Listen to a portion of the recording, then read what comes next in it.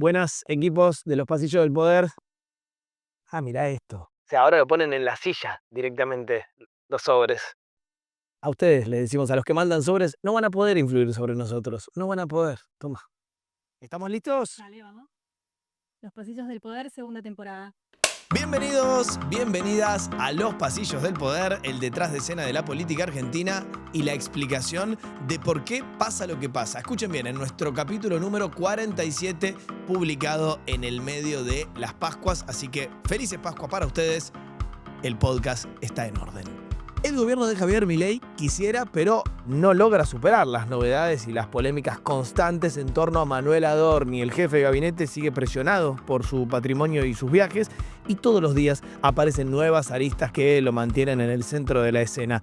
¿Lo pueden reemplazar o resiste? Detalles de lo que se cocina tras bambalinas. Mientras, La Libertad Avanza sigue navegando por aguas turbulentas a nivel económico, pero se abraza a las noticias positivas que también las hay. Ejemplos: el fallo de la justicia de Estados Unidos en la causa por la expropiación de YPF y la baja sensible de los números de la pobreza en nuestro país. Y todos estos claroscuros nos van a ayudar a contar los detalles de otra encuesta bomba que llegó a la Casa Rosada.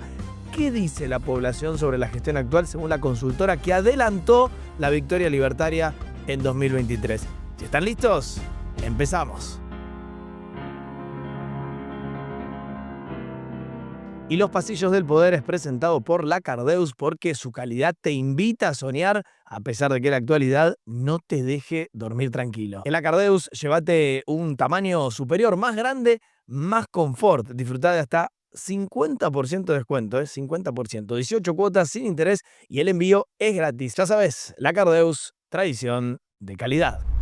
Y otra vez, aunque La Libertad Avanza no quisiera, la semana estuvo atravesada por el escándalo de Manuel Adorni. Es impresionante cómo creció este tema en el ecosistema político. Recuerden que hace algunas semanas estábamos hablando apenas de cómo la esposa de Manuel Adorni, el jefe de gabinete, había subido al avión presidencial para viajar a Nueva York, Estados Unidos, para participar de la Argentina Week.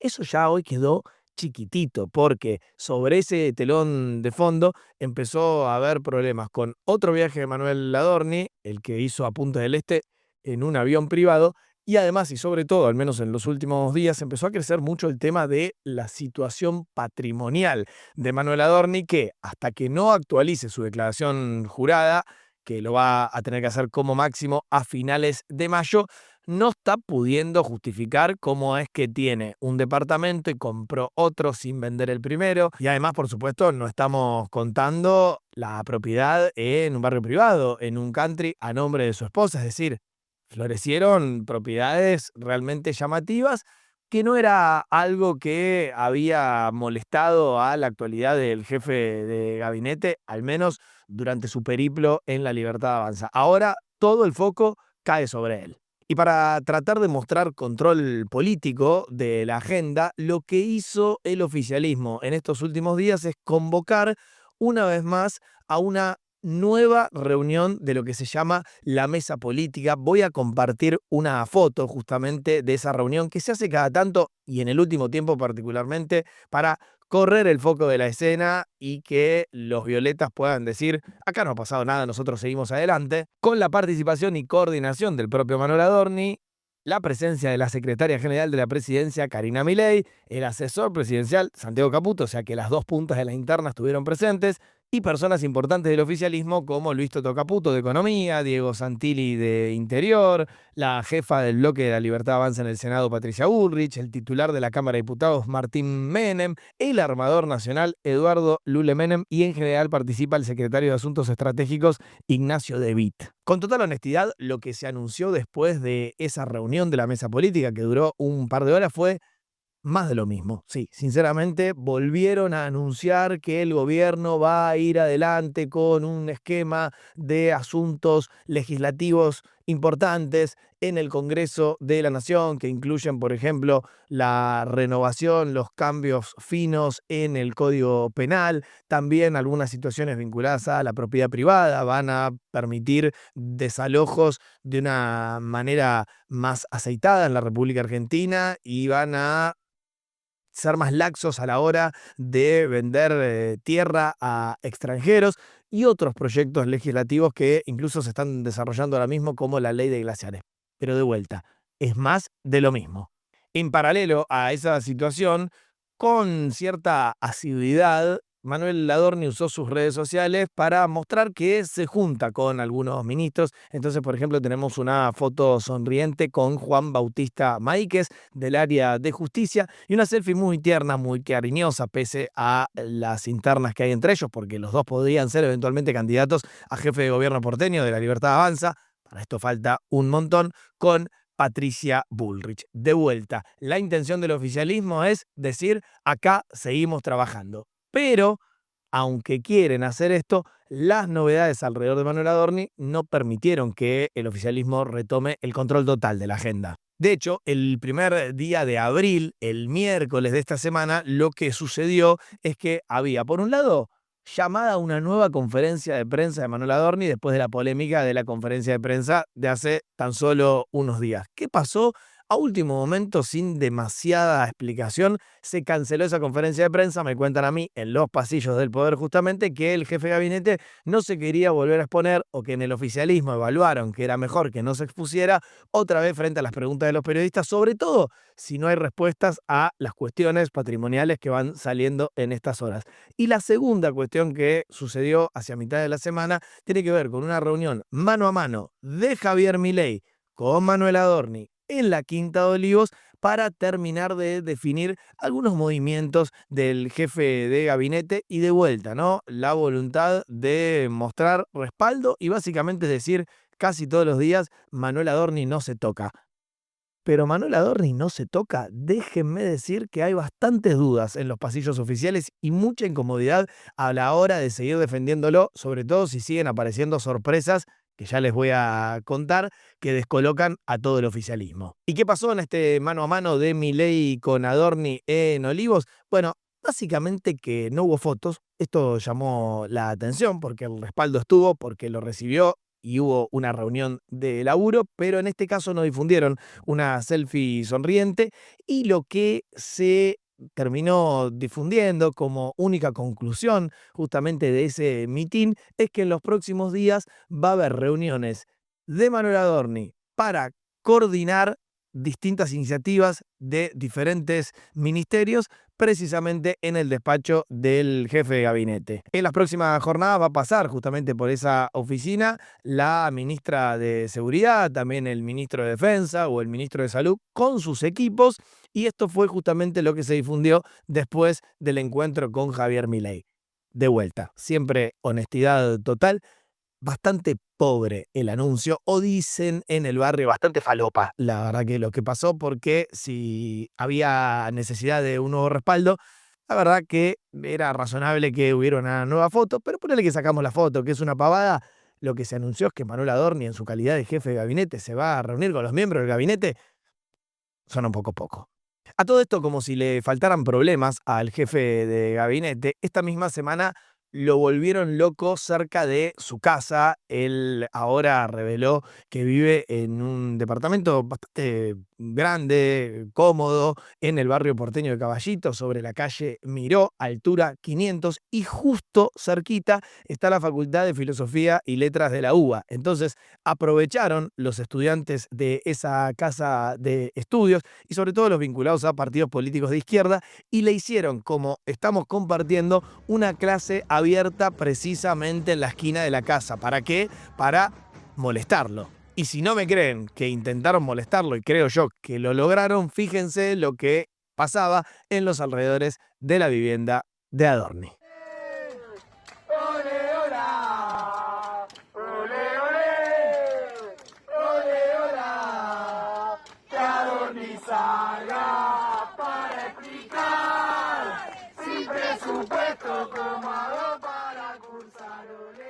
A todo esto reitero una información que ya di la semana anterior en los pasillos del Poder, pero la ratifico. Si nada cambia, el 29 de abril Manuel Adorni va a ir al Congreso de la Nación, específicamente a la Cámara de Diputados, para dar su informe de gestión, y lo va a acompañar al Congreso el presidente Javier Milei para hacer un respaldo público final. El tema es que falta un montón para el 29 de abril, así que vamos a ir actualizando la vida política justamente de Manuel Adorni y su capacidad de supervivencia día a día, semana tras semana. Y yo les decía recién que hubo novedades en torno al patrimonio de Manuel Adorni. Voy a ir a la novedad central de estas últimas jornadas, que tiene que ver con este departamento al que también hacía referencia en Caballito, que según trascendió a través de una investigación del diario La Nación, una nota que firma Ignacio Grimaldi, ese departamento fue adquirido en un valor que en principio es la mitad de lo que dicta el mercado. Es decir, Manuel Adorni informa que ese departamento habría valido unos $250.000, pero fuentes del mercado y que conocen la zona dicen que por el metraje de ese departamento, la realidad es que, si bien siempre se declara menos, el valor de mercado real es más o menos el doble. Esa es la primera cuestión que llama la atención. La segunda es que se habría comprado esa propiedad pagando apenas un pedacito muy chiquito de lo que valía. ¿Por qué? Porque hay dos señoras que aparecen prestándole al propio Manuel Adorni y su familia 87% del dinero que necesitaba para comprarlo. ¿Y qué pasó también en estas últimas horas? Que fueron algunos colegas a buscar a estas dos señoras que le habrían prestado el dinero a Adorni para pagar esa propiedad, raro, y en principio tiraron la pelota afuera. Una señora, cuando la consultaron, dijo no conocer nada sobre ese préstamo y la otra dijo que no quería hablar. Así que, por supuesto, llamó bastante la atención porque estamos hablando de una propiedad cara que no está pudiendo justificar Manuel Adorni, al menos en estos últimos días. Se imaginan que en este contexto hay un debate interno dentro del gobierno bastante aplacado, se los cuento acá en los pasillos del poder porque nos dedicamos a esto, que marca cierta incomodidad. Créanme que hay más de un ministro que dice por lo bajo, no se anima a decirlo al aire, algo razonable. Básicamente lo que plantean es, ¿por qué Manuel Adorni no aparece en una conferencia con una carpeta así de grande, llena de papeles, y justifica y explica todas las dudas que hay alrededor de su patrimonio? Con esto le haría un favor a su carrera política y sobre todo, dicen, le haría un favor a la Libertad Avanza, a Javier Milei y a quien fue su madrina, Karina Milei, la secretaria general de la presidencia. Bueno, no sabemos por qué Manuel Adorni no muestra los papeles y dice que todo va a quedar aclarado recién a finales de mayo cuando presente su declaración jurada. Para eso, en Argentina, sobre todo por los tiempos políticos que manejamos, falta una eternidad.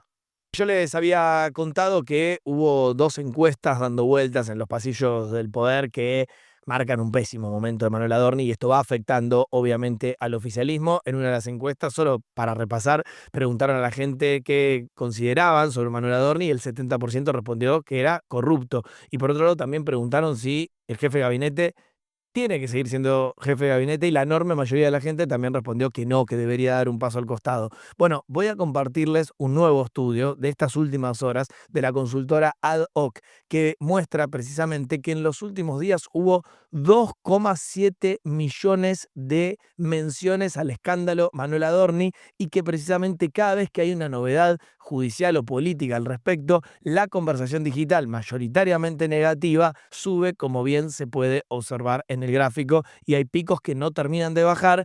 Encima en un tema bastante entendible, porque acá también lo dije, Libra es complejo, más allá, por supuesto, de que es grave a nivel institucional y la justicia lo está investigando. Lo mismo pasa con el escándalo de supuestas coimas alrededor de la Agencia de Discapacidad.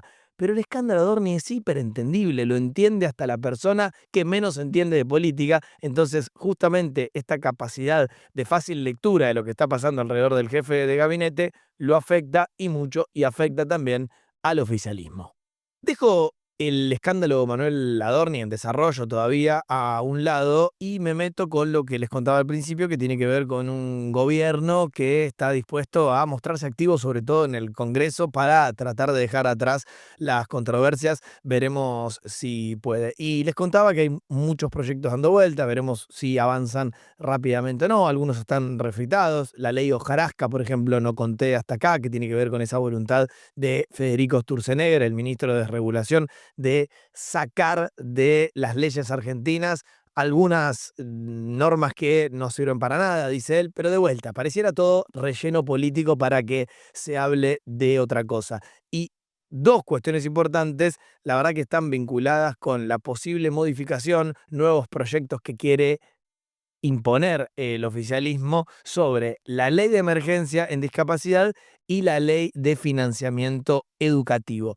Hay novedades al respecto porque la Cámara en lo contencioso administrativo federal, la justicia, confirmó una medida cautelar que había ordenado ya hace unos días la aplicación de esa ley de financiamiento educativo que, recuerden, solo a modo de repaso, en su momento la votó el Congreso, las dos cámaras, la vetó Javier Milei, insistió el Congreso y ahora Javier Milei, la Libertad Avanza o la Casa Rosada, no la está aplicando y esto generó un reclamo judicial. De este modo, con lo que les estoy contando, se rechazó por parte de la justicia la apelación que había presentado el propio gobierno nacional y el fallo exige también la actualización de salarios de docentes y no docentes y también de las becas estudiantiles. Hace justamente varias semanas que el sector viene estando de paro rotativo para reclamar por la ejecución, por la aplicación de esa normativa aprobada en el Congreso.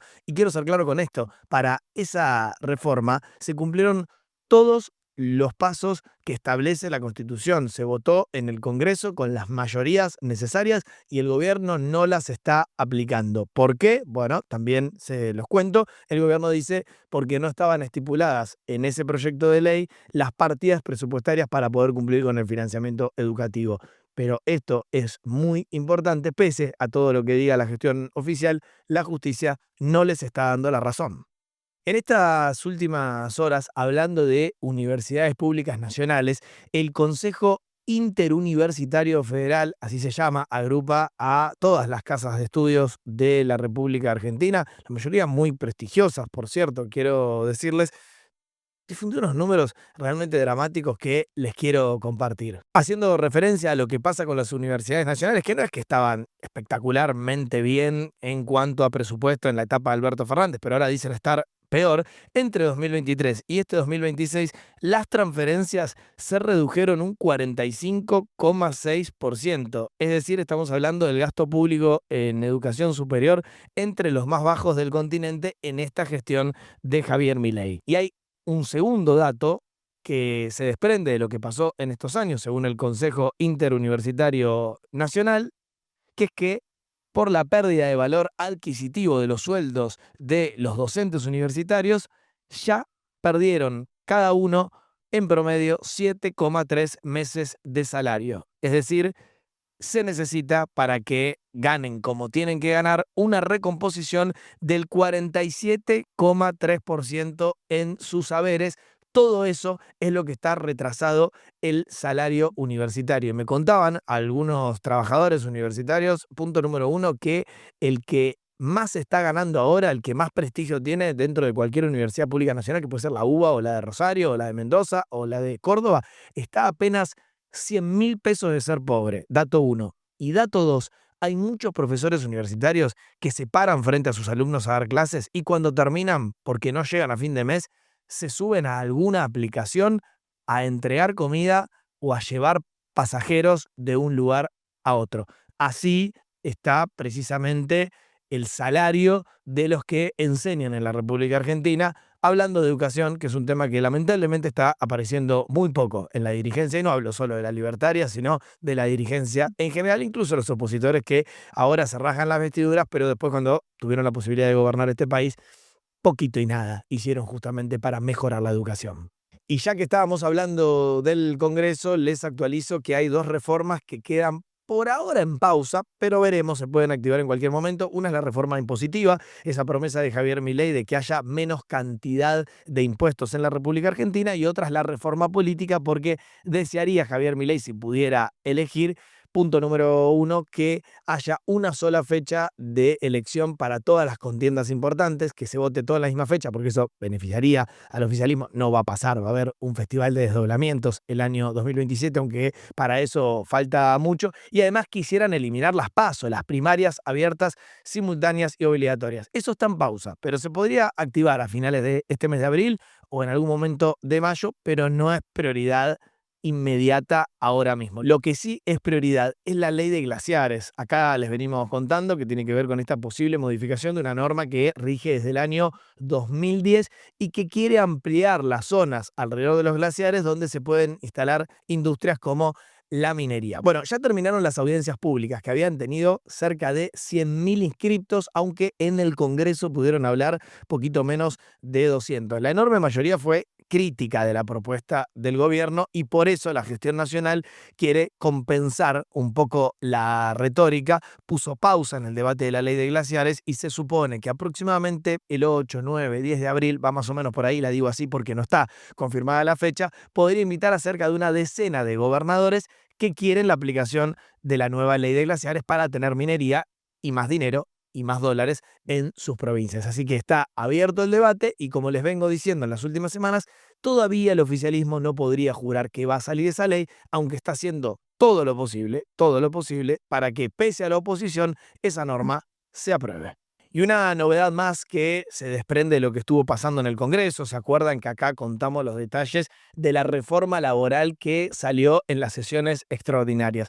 Descontaba el gobierno de que tarde o temprano, y fue más temprano que tarde, iba a pasar lo que terminó pasando en estas horas. El juez nacional del área del trabajo, Raúl Ojeda, hizo lugar a una medida cautelar que había presentado la CGT, la Confederación General del Trabajo, y ordenó la suspensión de 83 artículos. Sí, 83 artículos, es decir, suspendió la mayoría de la ley de reforma laboral. Pero, ¿qué dijo este juez? Bueno, que por más justamente que la ley haya sido promulgada el 6 de marzo de este 2026, hay indicios de posible inconstitucionalidad en varios puntos de la ley. Ojeda, que está a cargo del Juzgado Nacional del Trabajo número 63, remarcó que la medida es provisoria, atención, y que busca, voy a decir textual lo que escribió, aguardar con paz social hasta la sentencia definitiva sobre la constitucionalidad o no de esta norma,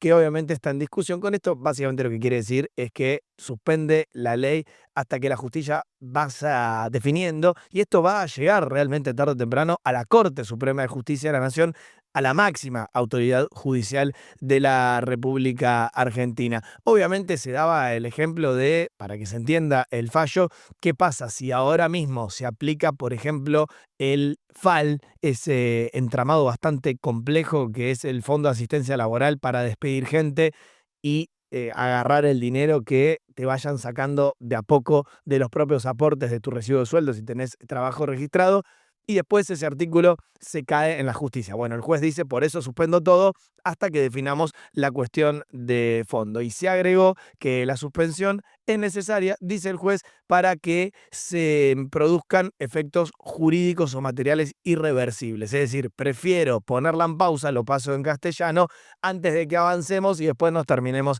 mandando una macana. De vuelta, no hubo una mega crisis en el gobierno, sabían que esto podía pasar, pero es un golpe más en un momento donde ya han recibido varios golpes. Y quiero ser justo con algo, no todas las novedades judiciales de la semana estuvieron en contra del gobierno. Hay una que los entusiasmó bastante, que tiene que ver con la Asociación del Fútbol Argentino, sí, la AFA. Porque ya que estamos hablando de novedades judiciales, hay que decir que Claudio Chiqui Tapia y Pablo Tobillino, que son el presidente y el tesorero justamente de la AFA, terminaron procesados y embargados justamente por más de 19.000 millones de pesos. ¿Por qué?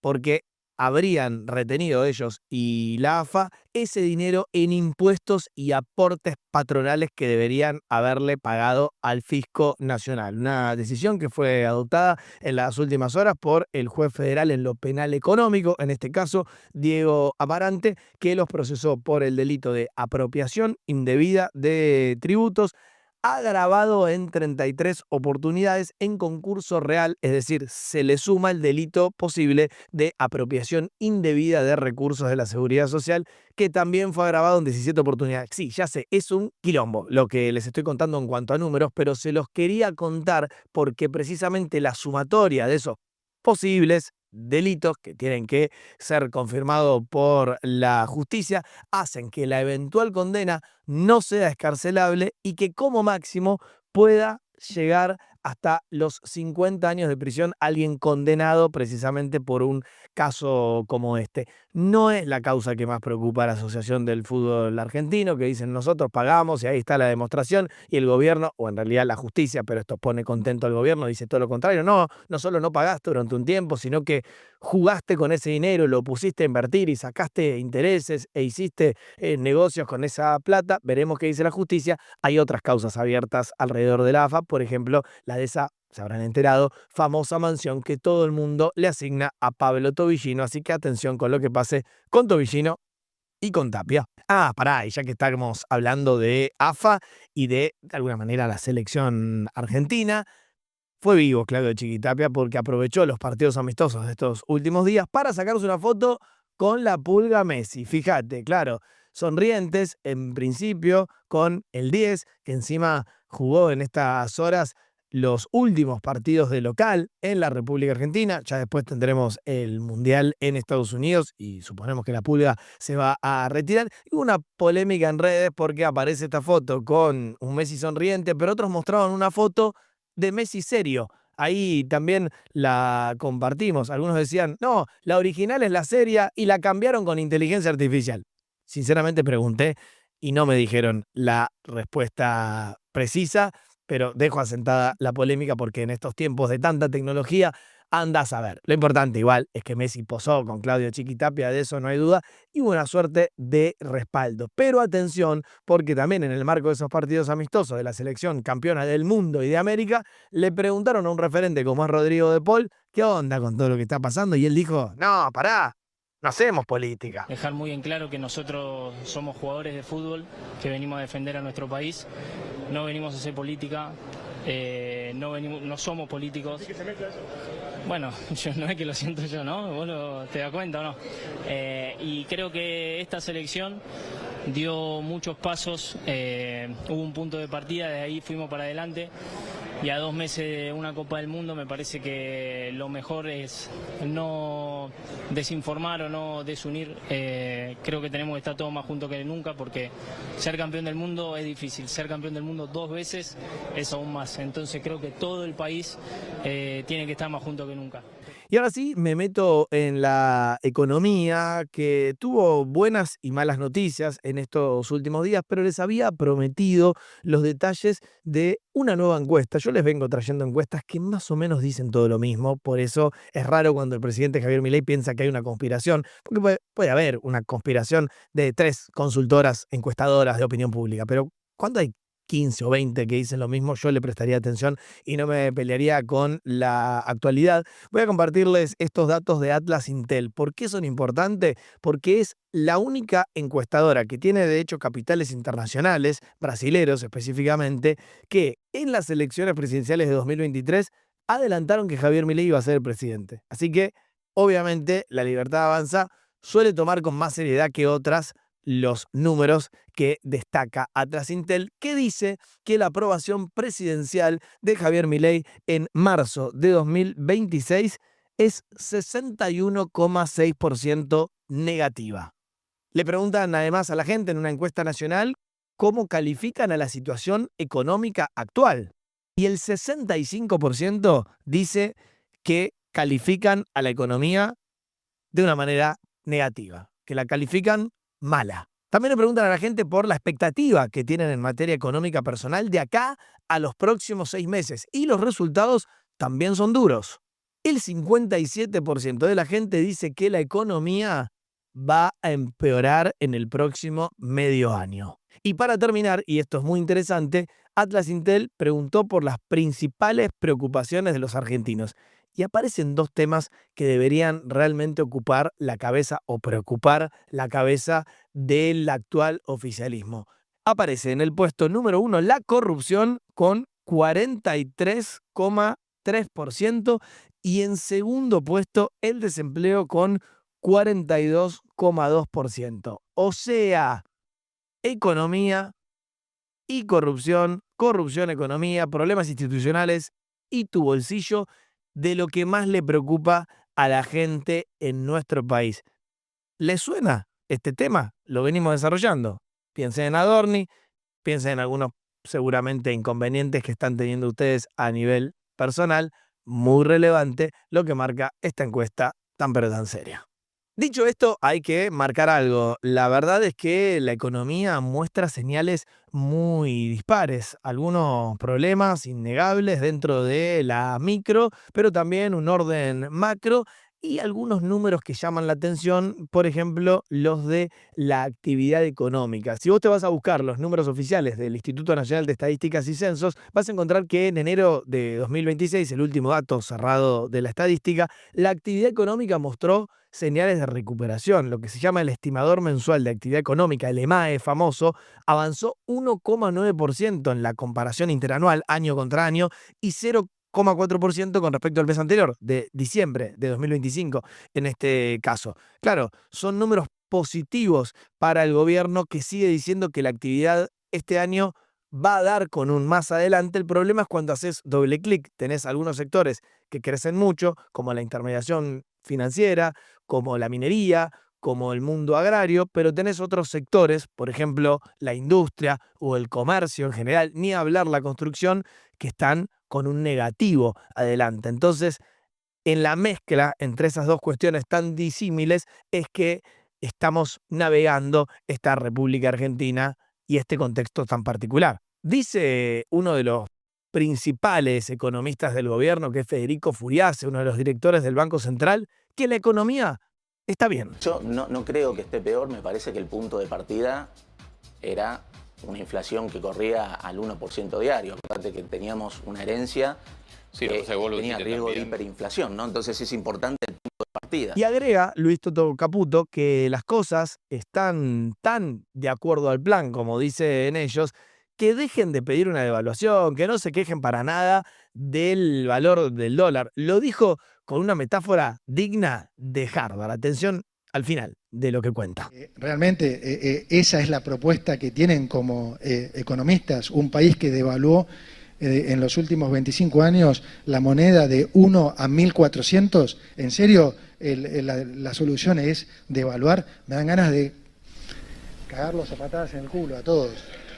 Hubo un dato, y siempre quiero ser justo con estas cuestiones, muy positivo para el gobierno, que lo llenó de orgullo y obviamente ellos mismos aprovecharon esto para llenar el timeline de las redes sociales de mensajes autoelogiosos.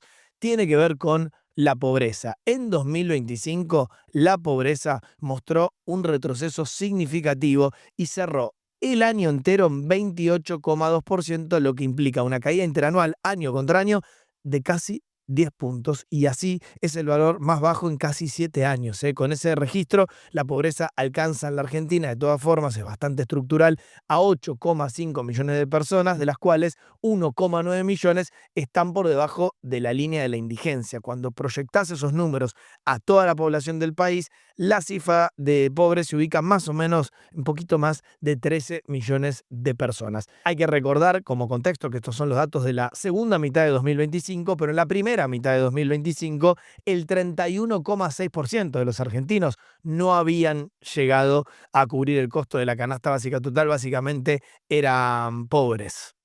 Hecha esa comparación, hay que decir que del informe del INDEC se desprende que también bajó la indigencia, que de vuelta en el segundo semestre de 2025, ya veremos qué pasa en 2026 cuando se actualice la estadística, el 6,1% de la gente era indigente cuando veníamos de números mucho más fuertes, 6,3 antes, 8 y pico antes todavía. Veremos qué pasa entonces cuando sepamos los números de pobreza del primer semestre de 2026, dado que la pobreza está atada en la República Argentina a los salarios y a su vez está atado todo eso al valor de la inflación. Y en un momento de inflación en alza o no tanta desaceleración inflacionaria como antes, puede ser que estos números se muevan para arriba, pero de todas maneras, y bien que lo hagan, fue algo que destacó el gobierno muy fuertemente en estas horas, más hablando de un gobierno que necesitaba urgentemente buenas noticias.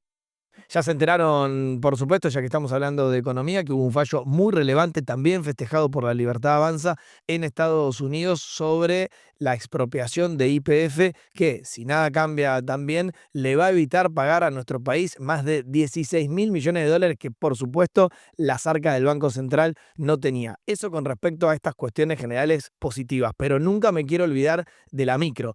Y algo que quiero contarles es que esta semana salió publicado en el boletín oficial, los gustos en vida. Yo me levanto y leo el boletín oficial a las 5 o 6 de la mañana para darles información a ustedes. Se confirmó, como viene pasando ya desde la asunción de Javier Milei, que el bono que reciben los jubilados por fuera de su haber, ese extra que cobran todos los meses, va a seguir fijo, congelado, sin moverse en 70.000 pesos. Salió publicado de manera oficial y eso no se va a mover.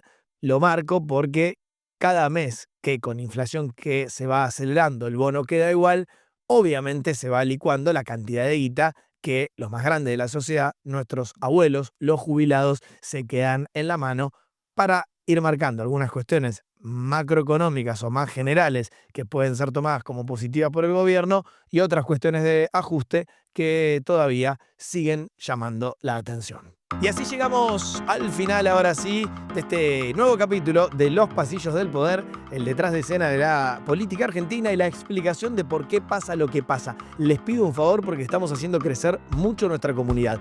Si nos escuchan y ven en Spotify, entren a Los Pasillos del Poder, pongan me gusta y activen la campanita para que les salten todas las notificaciones todos los viernes cuando publicamos un episodio. Y si nos ven en YouTube, entren a IG Play, la productora de interés general que trabaja justamente con nosotros, y ahí también les van a llegar las notificaciones de cada vez que publicamos un capítulo. Nuestra idea es hacer en este 2026 nuestra comunidad cada vez más grande. Gracias por estar, gracias por acompañarnos, gracias por seguirnos y por supuesto, hasta la semana que viene.